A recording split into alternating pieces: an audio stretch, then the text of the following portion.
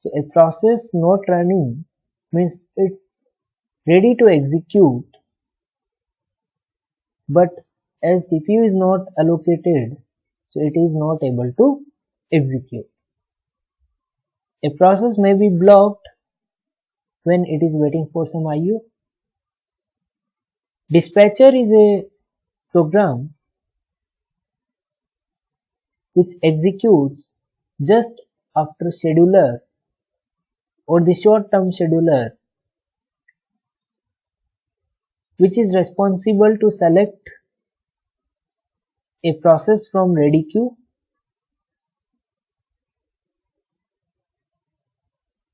and it hands over that selected process to dispatcher. Then dispatcher will take this process from main memory and place it to the CPU. So scheduler selects a process from ready queue, or the short-term scheduler selects a process from the ready queue and hands it over to dispatcher. Then dispatcher will pick up this process and place it to the CPU. So that is the functionality of dispatcher. So in this diagram we can see that a running state is shown in the sky blue, a ready state is shown by this gray color, and blocked state processes are shown by this net, right? So you can see here there are overall 4 processors, because dispatcher is also a type of process. It also requires some CPU cycles when it is executed, because dispatcher is also a program of operating system which does some processing to shift your process from main memory to CPU. But you can see that at any point of time, out of these 3 user processes plus 1 system process, out of total 4 processes, only 1 process is executed at a time in the CPU. No more than 1 process gets executed in the CPU at any point of time, right? There may be multiple processes in the ready queue or ready state at a time, like at this particular time process A and process C are in the ready state. Similarly, at this point of time when dispatcher was executing, all the 3 user processes A, B, C are in the ready state. Now out of these 3 processes A, B, C, your dispatcher will pick up process B and schedule it to the CPU, right? And execute it to the CPU, not schedule it basically. Scheduler has done its task. After scheduler has done its task, the dispatcher will pick up a process from ready queue and it places it to the CPU, right? So this is your ready queue. A new process is admitted to ready queue. From ready queue, dispatcher will place a process to processor. From processor, there may be 2 major events. Processes timeout happens when the allocated time expires of a process.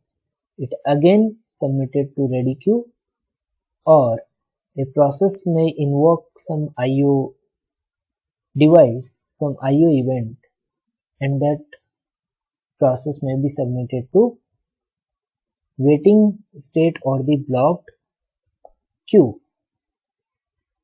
Now if we have a single blocked queue or single queue for all the devices, there may be some head of blocking problem.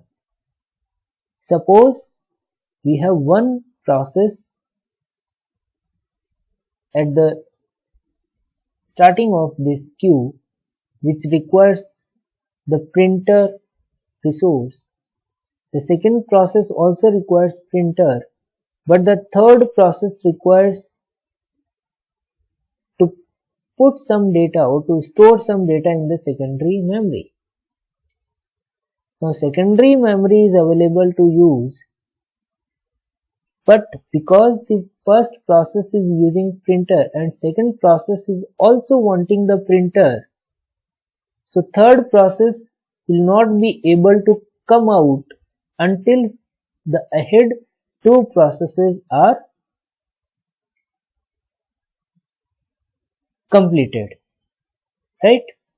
Until this the leading two processes comes out from the queue, the third process will not be able to come out from the queue and will not be able to perform its task. So this problem is called as head of blocking problem. Now because of that because of this head of blocking problem, we have designed multiple device queues corresponding to each device. If we do so, the head of blocking problem can be overcome, right? So for printer, we can have one queue.